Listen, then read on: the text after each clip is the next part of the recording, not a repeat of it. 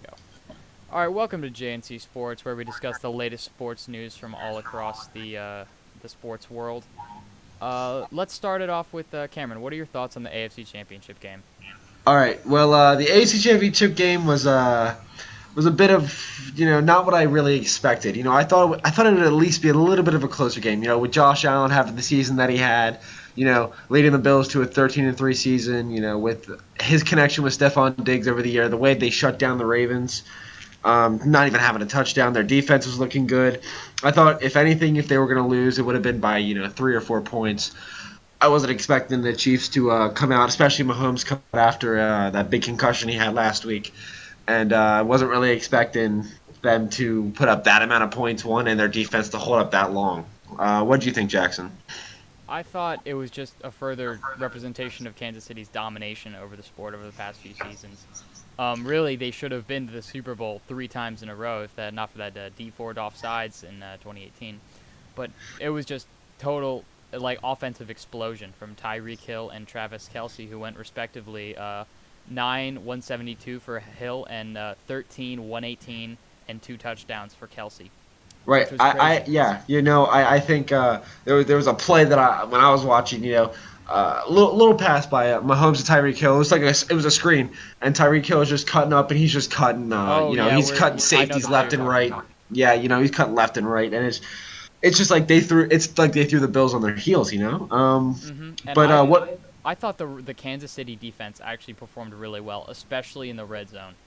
That was Oh that my God, yeah. that was really good. That was their best part, limiting the Bills to field goals when they should have scored touchdowns. There was a point where I think it was until their fifth time in the red zone. They were 4 for 4 on all red zone offense, and until I think they had a field goal at the end. But and the shovel pass from Mahomes, it was just proving more and more that the Chiefs, I believe, in my point, even though Brady is showing his excellence still, the Chiefs are just unstoppable at this point. Okay, yeah, the people who wanted to nitpick the Chiefs earlier in the season for not being a complete team or not putting on full gas, they're gonna face a real team, blah blah blah. Obviously, they were proven wrong today or I mean, yeah. yesterday. Look, at the second half of the season, you saw the Chiefs. They weren't connecting like they were the first half of the season. Still winning, but some close games. And then in the playoffs, they're just even with Mahomes out second half against the Browns, the Chiefs defense still shut down the Browns. They didn't let them get over 17. So, what were your thoughts on the NFC Championship? That was a bit of a shocker to me. That was a better game in my opinion, but Tom Brady, obviously, title of the game, 10 Super Bowl appearances, 10. That is you know, ridiculous. That is you know, ridiculous. you look you look at it. I mean, Aaron Rodgers had a remarkable season. He's probably going to get named MVP. hmm You know, you look at the Packers looked really complete this year. I will give them that. But the way that the Packers defense could just not stop Brady, they could not stop the Bucks offense. And you know, to me, I think that game was a little bit. I think the Packers are coming in expecting, yeah, it's going to be a tough game, but maybe, I think we're still going to pull it out. I don't think they expected Brady to do what he did, and I How don't think about they. that? How about that end of the first half pass to Scotty Miller, like 40 yards over the top of I the mean, defense? I think the Bucks had the Packers defense on their heels the entire game. I mean, even Oh though yeah. even though in the second and third quarter, Aaron Rodgers put 10 and 13 up, 10 in one quarter and 13 in the next, and Aaron Rodgers proved what Aaron Rodgers does. And Aaron Rodgers, I think, no matter what, I think Brady can lead a locker room, but I think Rodgers always had the better talent. Rodgers did what Rodgers does. He led his team down the field, put 23 points on the board. But the problem is they just couldn't. If you notice, there was 2 straight red zone appearances that the Packers had after interception after interception. They had these red zone appearances that they just couldn't do anything with, and then they also had these interceptions where they had these interceptions, putting them in great momentum in Green Bay's on Green, putting the ball in Bay's court and saying, okay, do something with this, and they And just couldn't. they couldn't get Mm-mm. anything going. But how about that? Let's talk about Aaron Rodgers for a minute. What do you think is his window to still win a Super Bowl? And is it with I, the Packers? with them drafting Jordan Love last year, I think his name. I know it's Jordan. It's Love something. Yeah, Jordan Love. Jordan Love. Yeah, Jordan Love.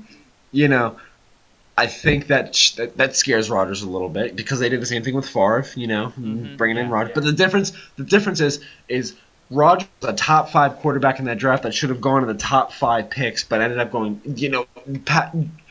How do you not pick him up? In 2004, you think about it, you have this top 5 pick that's dropped into your hands, and you're looking for somebody to replace Brett Favre in the next couple of years. How do you not take him?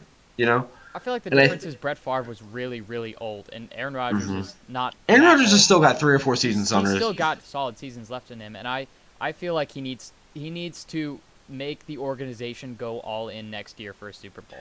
No, Because I think that he's not like a Drew Brees where you saw when Drew Brees hit 38, 39, he was not able to pass the ball over 25 yards. You even heard when Peyton Manning in 2015, you heard Patriots one of the Patriots cornerbacks say, we wouldn't even play deep because Peyton Manning couldn't pass the ball farther than 20 yards. Aaron Rodgers is still able to throw these deep 40, 50-yard passes on dimes. And I think Aaron Rodgers, I don't think he wants to leave, but I think right now he feels like he's being forced to earn his spot. And even though the GM openly said, I damn well hope that Aaron Rodgers stays. I think Aaron Rodgers will eventually stay, but he did say in a press conference, future is uncertain. But I think Aaron Rodgers, I think he wants to win a Super Bowl with the team that's cared for him the most. I agree. Let's reel it back to the game a little bit. How about that Bucs defense getting 5 sacks on Aaron Rodgers? That was gold with Jason Pierre-Paul and their other edge rusher. That was really great. I just the Packers, offensive line.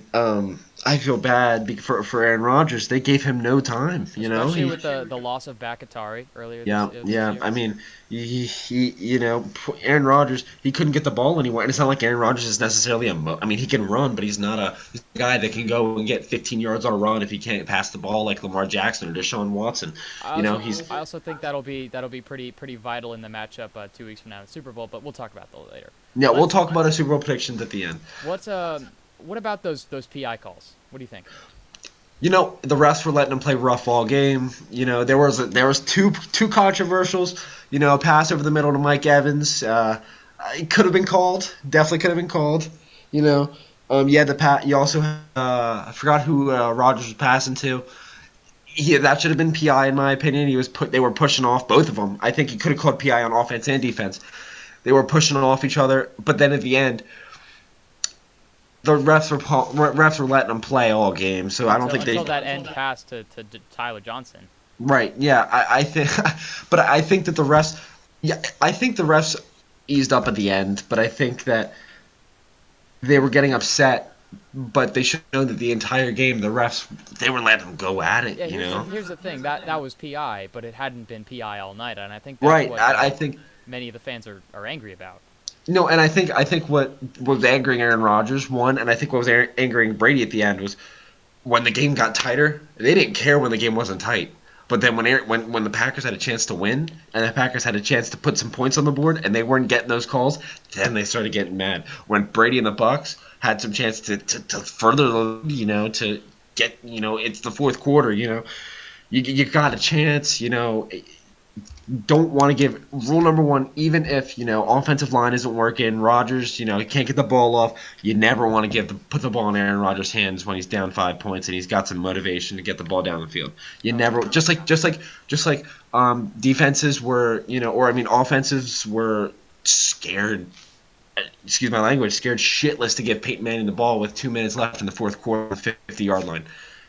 You don't want to give Aaron Rodgers the ball, and when you don't get those PI calls that can really, these 15-yard passes, these 10-yard passes that can turn into 25-yard gains, free first downs, right? And they're wide open. You saw, and on a different topic, you saw, Mike Evans. He had a couple. Brady threw 3 picks that game. I would say 2 were his fault, 1 wasn't. I would say the one over the middle to Mike Evans that tipped off the tip of his hands and went right in. That you can't blame that on Brady. I think Mike Evans. Mike Evans was the one because Brady's. I don't think he knows Brady well enough yet. I think if when Brady was in New England, he had some guys around him like Gronkowski. He had some that have been around him for years. They know. Edelman, yeah. Yeah, you knew Brady. You had Edelman. You had Gronkowski. You had all those guys. You had Mike Evans first year with Brady. Hmm. He was expecting Brady to put the ball in his hands. I feel like, and Brady did a lot of in that game. Brady played well that game, very well.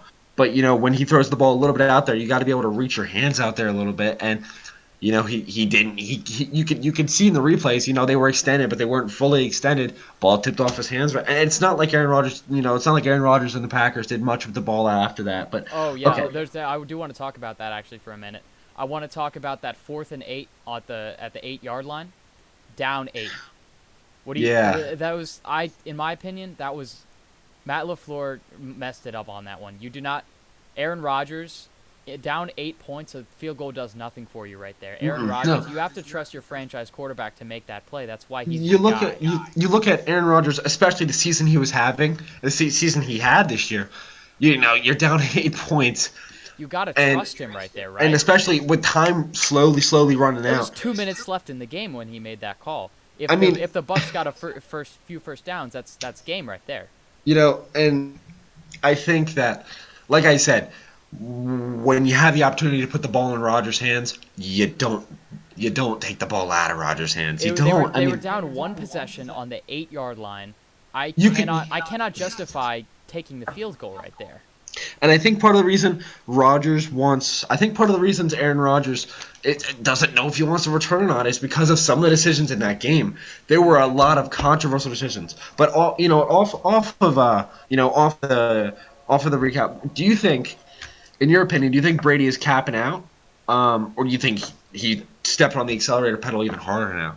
I think he's stepping on the accelerator pedal harder, at least for now, in my opinion. Right. He's trying to get that, what is it, 7th ring?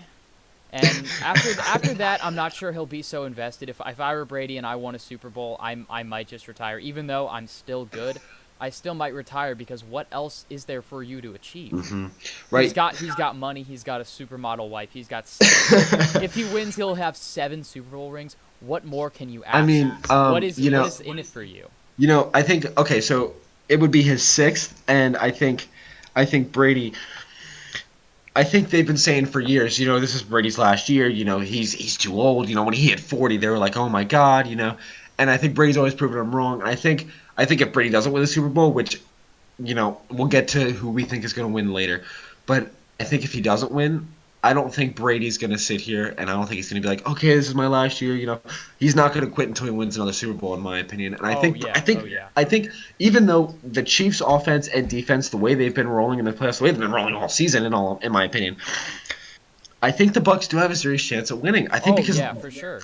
100%. I mean, they're a wild card team. They've got momentum. They've won 3 games straight. Oh yeah.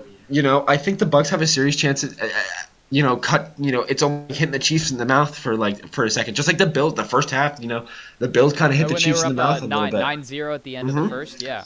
They hit them in the mouth a little bit, and then of course the Chiefs, they were like, what are we doing? And they returned Chiefs, and they scored what, like 21 points straight? Yeah. That's the explosiveness of Mahomes, but I digress. I agree. They have a real shot of winning for sure. Okay, so let's move on to. What do you think? Who do you think is going to pull out on Super Bowl 55? Who do you think is going to? Super Bowl 55. Here is my official Jackson prediction. Tampa Bay, 28-26. See, Ooh. here's my reason. So Eric Fisher, the Chiefs' starting cornerstone left tackle, was just ruled out for the Super Bowl with a torn ACL and possibly next season. The Bucks pass rush just got 5 sacks against Aaron Rodgers, and with a depleted offensive line, but the Chiefs will also have a depleted offensive line depth there. And the Chiefs do a lot of backfield motion, and I feel like a really good penetrating pass rush will eliminate a lot of that with Tyreek Hill and Travis Kelce motioning across to try to trick them up. And if you can catch them in the backfield right there before they can turn on the Jets, before Tyreek Hill and Mecole Hardman can turn on the Jets, that's a game changer right there. That's a game changer. All right. And if you can put it, and it'll mess up their end-around trick game. But I would not be surprised at all if the Chiefs were to pull that one out. It's a world-class quarterback matchup, and I'm really excited to see it. I think, Brady and the Bucks, like I said, the momentum they've got going for them. It's going to be a close game in my opinion. I think, like you said, I think right now the way that the Bucks are rolling and the way they got to Aaron Rodgers, the pass rush of the Bucks is going to be tough. Mahomes is usually good with. He's a gunslinger. He's good with getting the ball off. He's good about playing the backyard football and rolling out and ditching to somebody. But Right. But if you can't have that threat of Tyreek Hill just taking a jet sweep and going, that can eliminate some of that. I think Or at least mitigate it. I think that the way some of the jumps they got on Aaron Rodgers, I think it's going to be a close one. But my call is I'm going Chiefs over the Bucks. I'm going 31-28. It's going to be a high-scoring game. It's going to be a close one all game. It's going to be 14 points in the first half, and then they're going to go off in the second half. But I think the Chiefs are going to come up on top because of Travis Kelce and Tyreek Hill. The way they've been playing all game, the way they've been playing all season, the way they've been playing all playoffs, I just don't think the Bucks, even though their defense is looking really good and the way Brady's looking is looking really good, they're not going to be able to stop the Chiefs' offense. The way the Chiefs' offense has been rolling, they're going to come off out on top either by a field goal or they're going to stop the Bucks. 2 minutes, last 2 minutes to the fourth quarter, they're going to stop them. Going to be a close game, but I'm going Chiefs. All right. We'll come back to that, I think, next week. All right, let's transfer the topic a little bit. Matt Stafford officially requested a trade out of Detroit. Do you think that's good for his career? What do you think about that? 100%. I think Matthew Stafford is one of the most underrated quarterbacks in the NFL. Mm-hmm. He was the number one pick in 2009. He did not have the offense around him. He had Calvin Johnson for years. Yeah, he did good with what the Lions had. He did okay with. Mm-hmm. I think you heard the statement from Deshaun Watson a couple of days ago, and it was like, I don't want to be a Matthew Stafford. I don't want to be a great quarterback turned into a nobody because of the team I have around me. And he's really the epitome of that, isn't mm-hmm. he? Matthew Stafford, MVP caliber quarterback. He is been underused and undervalued by the team that the most underrated quarterback in the NFL. Okay. I think with the Colts needing a quarterback, with the Broncos looking, with New England not looking to go back to Cam Newton, with the Jets not knowing if they're going to go back to Sam Darnold, I think he's either going to go to the Broncos or he's going to go to the Colts. Or you know what? All four possibilities. I think actually, my mistake. I think the top two possibilities he's going to go to is either New England's going to pay him, excuse my language, shitload of money to go to New England and play over there, get him to an 11-5 season, get him in a wild card spot, or he's going to go to Indianapolis. Indianapolis has got a good team around him. They need a guy that can throw around. Matthew Stafford can throw around. Not the most mobile quarterback, just like Philip Rivers, but he can throw. Has the potential to put up MVP type numbers in the. Oh my God!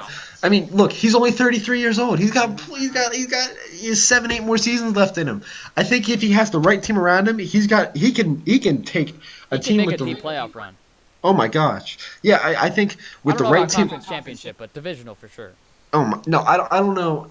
Unless he's got a Chiefs or he's got one of those teams around him, I think unless he's got a Super Bowl caliber team around him, I think he's got the possibility to lead a couple of 12-4 seasons, maybe 11-5s, get him to the divisional, maybe a conference, but lose. Yeah.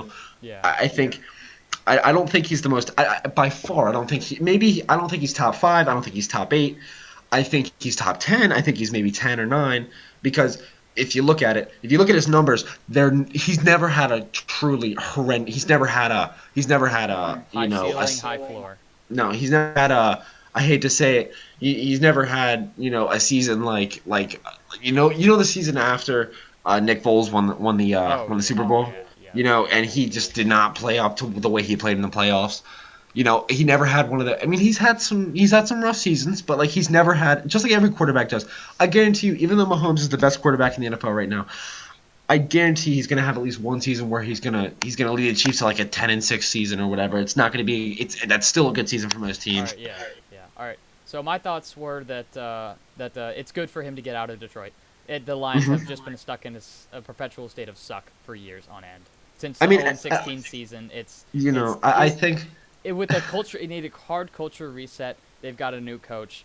It's time for Matt Stafford to leave, and I think it's the appropriate time for him to leave. I think that the best thing about it is he wasn't like Deshaun Watson, where he's like, I'm having really trouble with the front office. They're agreeing on it.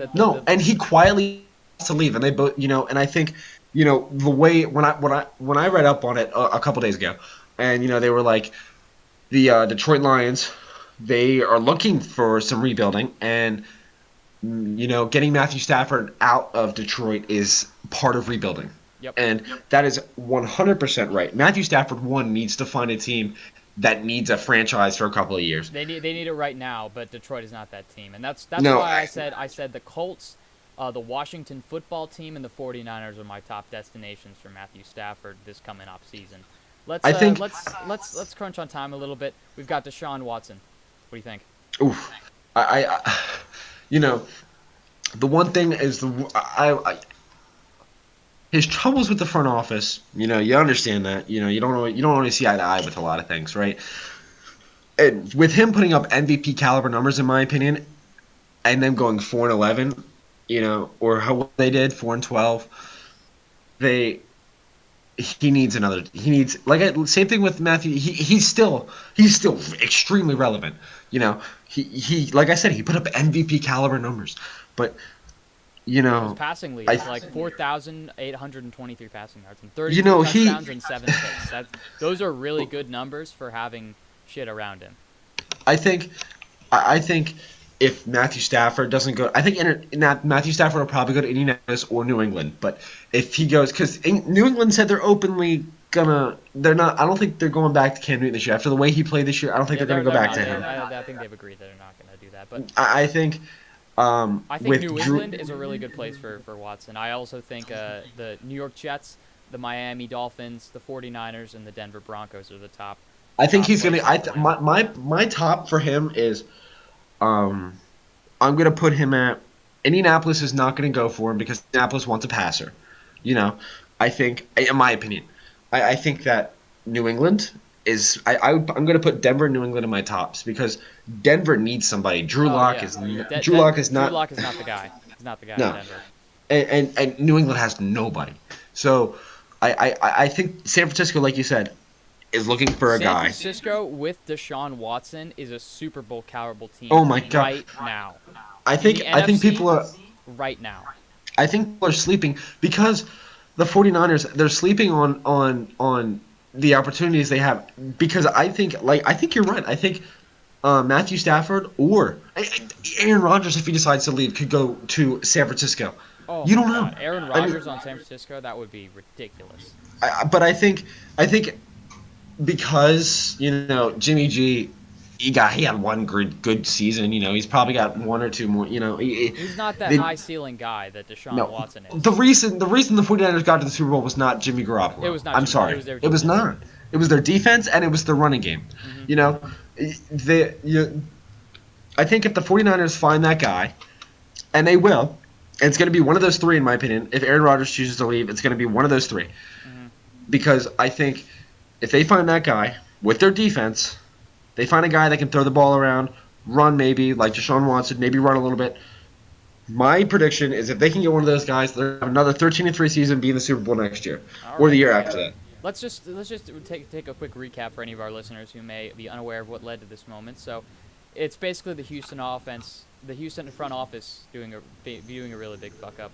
So Deshaun Watson was told that he would get a say in the hiring of a new GM for the Houston franchise, right? What direction they would go in, and he was not. He was not at all. He was not informed. He was not involved in the hiring process of Nick Caserio, which was a Patriots executive of player personnel, mm-hmm. and he was not involved, and he was mad when they traded Nuke Hopkins last year. Yes, but this pissed him off way more because this is the future of the franchise. A wide receiver can be replaced. The direction of a franchise takes years to change. I think he is openly he said that today. I think that it doesn't matter who they hire as coach. He doesn't want to come back. It doesn't matter. They've screwed it up enough. He has I think he has a right to no doubt. And some people be like, oh, he's overreacting. He has a right to be mad. If they didn't promise. If they told him he was going to be involved and he wasn't. Mm-hmm. It's different if they said, we'll look for somebody that fits you, and then maybe that doesn't fit him so well, and he's upset. I can understand you're upset about that, but you're overreacting. If they tell him that you have a say, and that who's the guy you want? We'll look at him. We'll interview him. Mm-hmm. Give him his. And they choose a different guy. I understand why you're upset about that. Yeah. And that has to be deadly, especially if you're the franchise guy and that you are the franchise guy and you are not being given your fair share. And you know what? You look at it, and he's looking at it logically. You gotta look at this logically. If you ask to be released, then you're at the point of no return. And even though there's a 90% chance that a team's going to sign him because of the numbers he put up last year and this year, oh, somebody's going to. If he doesn't get signed, he's stuck in free agency. No, he's on a contract. He's on a contract extension. Okay. Oh yeah, I forgot about that. Yeah, but if you ask for a trade and nobody, I mean, he gets to the point of no return. People will pay for that. I mean, there's no way people don't. There's no way teams and owners don't go out and take a guy who put up the numbers he put up this year, who can throw. He may not have the legs like run. He is so good. He is top. He may not have the legs. He may not have the legs that Lamar has. He may not have the legs that Lamar has, but he can still run. Oh, he can run. But all right, let's move on. Let's move on to the new coaches. Let's do hot or not. Hot or not. I'm gonna call you out first. We're gonna do a quick little segment on whether we think the coach is hot or not in their new location. All right, Nick Sirianni for the Eagles. What do you think? Nick Sirianni. Back when not San Francisco, LA was the San Diego Chargers. He was a quarterback coach and the wide receiver coach. He was at Indianapolis. He was the offensive coordinator. And the Eagles last year, their total ranking in offense was 26th. So they need offense. They were 4-11-1 this year. Not a good record, right? So I think he can work with what the Eagles got. I think if the Eagles pick up some free agents, they pick up maybe Hunter Henry, Kenny Galladay. There's some big free agents on the market this year. They pick up some of those guys. You got the red head coach. My opinion, it's a win. It's a win. I'm going to contradict you there. I'm going to go not. I don't think that he's going to fix the problem in Philadelphia. All right, hit me with the coach. All right. I think what is your opinion, hot or not, the Jaguars' new hirings? What do you think? Urban Meyer, he is a winner. He's a winner. He led Ohio State to a national championship. He hardly lost any games during his tenure at Ohio State. He is a hot because the Jags have a dismal air around them, and they need a hard cultural reset. Bad. They've got Trevor Lawrence coming in this year with the number 1 overall draft pick. They've got loads of cap room to throw around. I think Urban Meyer can rebuild this team like he rebuilt the Bowling Green Falcons back when he was a college coach. I think this is a perfect fit for Urban Meyer. Hot. You think so? You know what? I'm going to agree with you.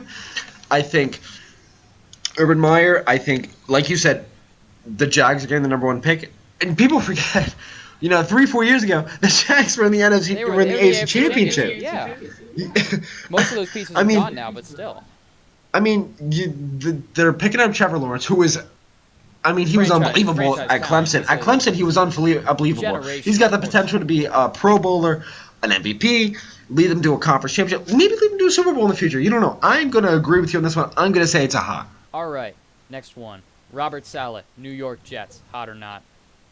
All right, I'm going to go with not. Yeah, you know what? He's got history as a defensive and linebacker coach. You know what? He's had, he knows how to run a defense. But the Jets were the worst team in football this year. They were 32 overall, both sides of the ball. A head coach, you know what? It may be the right guy. They need other tools besides a head coach. So I'm going to go not. You know what?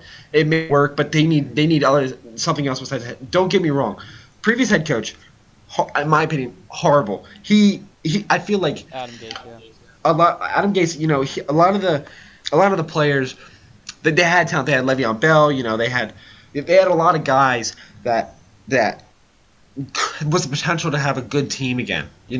Back when Rex Ryan was the coach, they had some good seasons, and they had potential. I think he pushed a lot of the talent out, and I think getting rid of him was good. I think getting a new head coach was the right idea, but I think you need other things besides a head coach. All right, I'm going to contradict you there again. I'm going to go hot. He's a natural-born leader, and I think he's exactly what the Jets need right now. All right, hit me with one. All right, so I need you to tell me on this. What's your opinion on – I know this is one of mine, but I want to know your opinion first. What's your opinion on the Chargers taking Brandon Staley? Brandon Staley, I'm going to go not on that one. I think he led a really star-studded Los Angeles Rams defense to a really good year, but I think it was impossible for them to not have a good year with Jalen Ramsey and Aaron Donald. There's no I, way you can mess that up. And Brandon Staley, remind you, just a few years ago in 2016, was a D3 linebacker coach, or defensive back coach, my bad. That is a yeah, meteoric rise. He's not ready for a head coaching gig. you don't think so? I I don't think think so.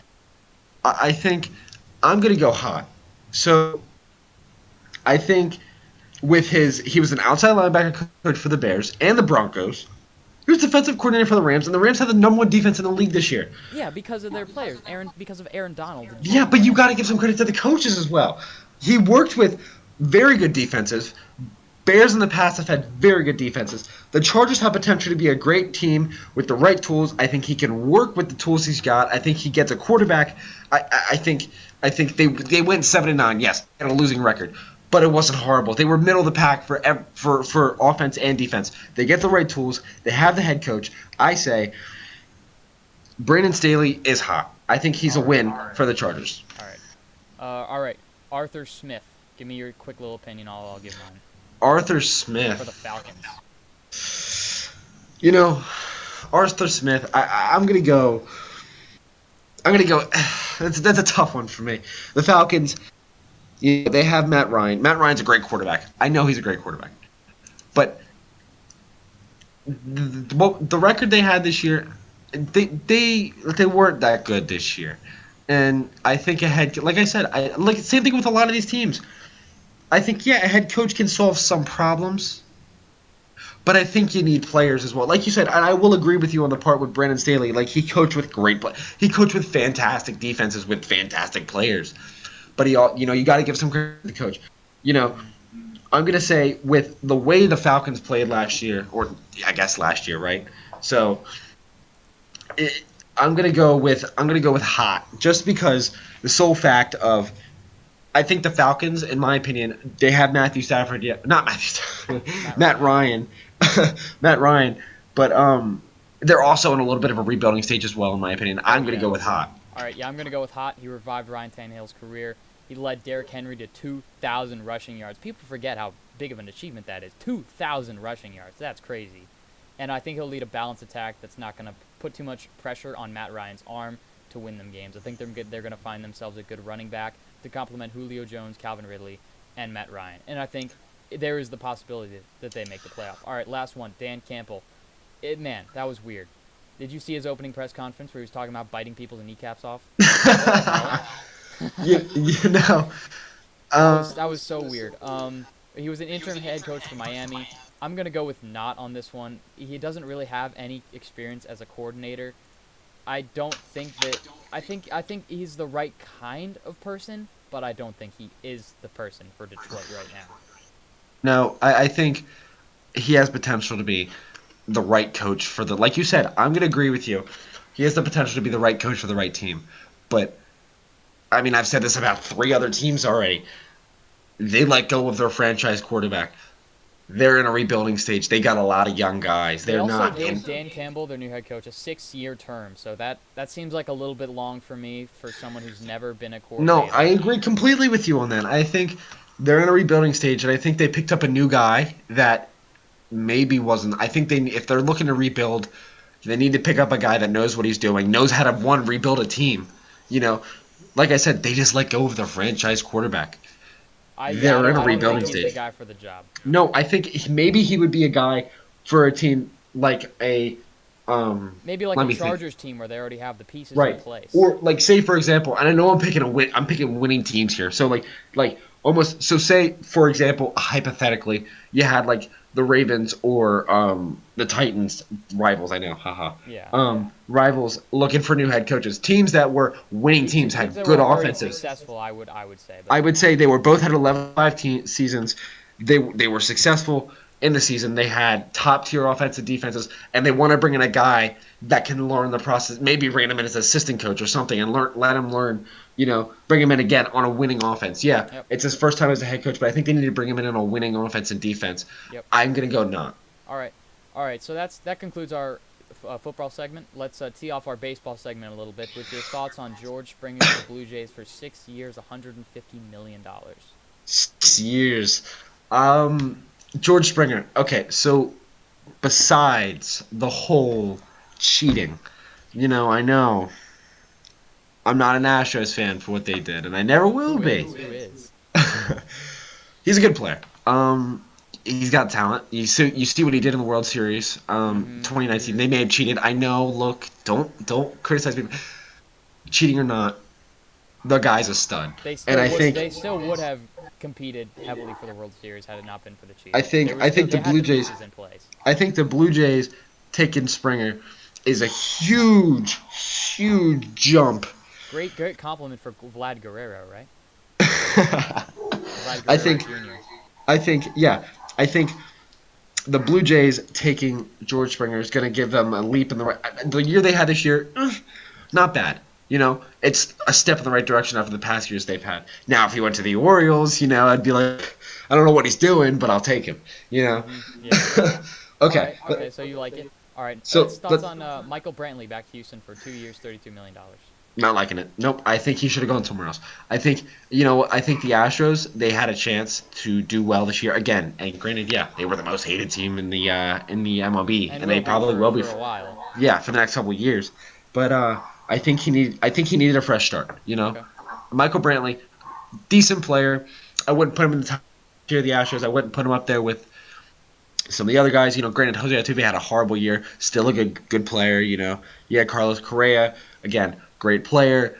Not a great year for All right. Carlos Correa standards. Last baseball question. Thoughts on the Yankees trading for Jameson Taillon? I'm going to take this a step farther, and I'm going to tell you, baseball one, I know it's not like it used to be. Trust me, I know that.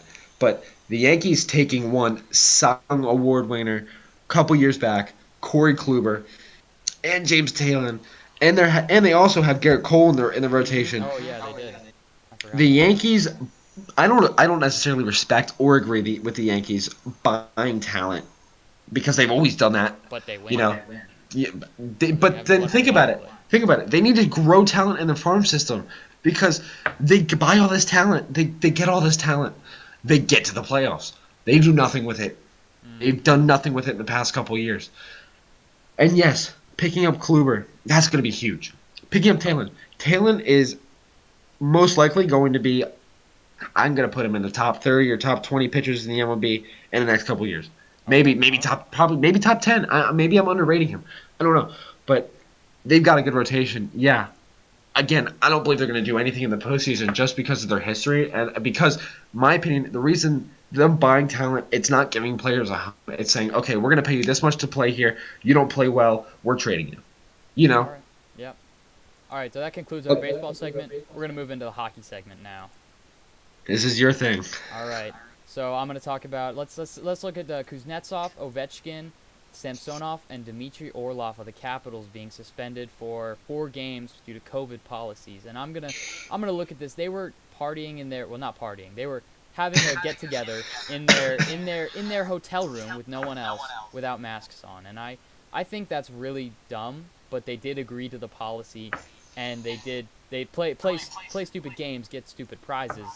But I do think that COVID protocol should be a little bit more accessible for the players if they're hitting each other and breathing together and practicing Right. and sitting on the same bench together. Really, what does that do? And is it just affecting the players more because it's a lot? It's hard as a professional athlete to see your family a lot. No, I mean, you look and I think the COVID policies for every sport, and I mean every sport. They had no fans in the stadium usually, and that worked well. You had these COVID policies for you had hockey, football, baseball, basketball. Basketball worked really well with the bubble, all that. You have, yeah, I agree with you. You know what? Maybe it's stupid. I They're think hanging. it's stupid, and the players need to have some social time with themselves when they're not Right, talking about right, hockey. but at the same time, you got to remember, man. I mean, yeah, it's COVID. There's not going to be the fans that there was before COVID, but you still got a whole entire team around you. That's You don't true. know, and yes, you know what? Me and you hang out all the time. We hang out with our friends. So maybe I'm being a bit of a hypocrite here, but I think they got to follow the COVID policy. And unfortunately, COVID policy is COVID policy. It if is, you yeah. break COVID policy, they can't just say, "Oh, we'll give you a break." Most of the time, they're Yeah. gonna have to do something. And I think 4 game suspension, maybe a little more, All maybe a right. It half a was it game was for suspension. COVID protocol, but it was more for punitive purposes. All right. Pierre-Luc Dubois, superstar of the Columbus Blue Jackets, being traded out to Winnipeg for Patrick Laine. Patrick Laine is a pure sniper. He is going to get that cannon in Columbus booming. I'm telling you. Patrick Laine, I love the fit of Patrick Laine in Columbus with John Tortorella. And I also love Pierre-Luc Dubois going to Winnipeg. I thought it was a pretty fair trade.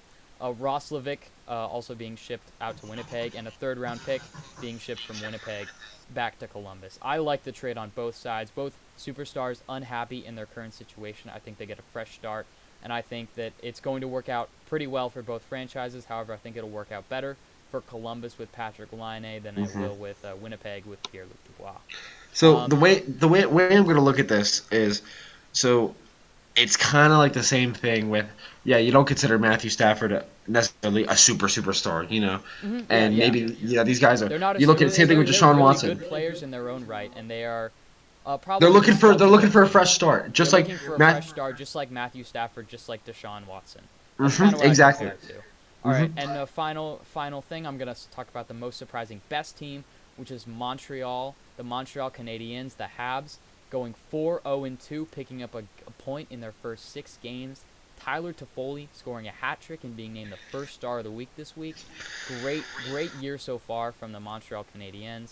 They are I think they're either first or tied for first in the North Division, the Canadian Division, and my most surprising worst also in the North Division is the Vancouver Canucks, 2-5. Slow start for the Vancouver Canucks. They should be better with Elias Pettersson. They should be better with Quinn Hughes. They should be better with Braden Holtby starting in net. But they need to pick it up tonight against the Ottawa Senators. All right, that concludes the JNC Sports Podcast. Thank you all for listening. Make sure to like and Thank. subscribe. We'll be posting every Monday night or Tuesday morning, considering it's pretty late tonight. But we'll see you guys next week. Thank you guys for joining in, Thank listening you to so much for us. listening. Have a good night.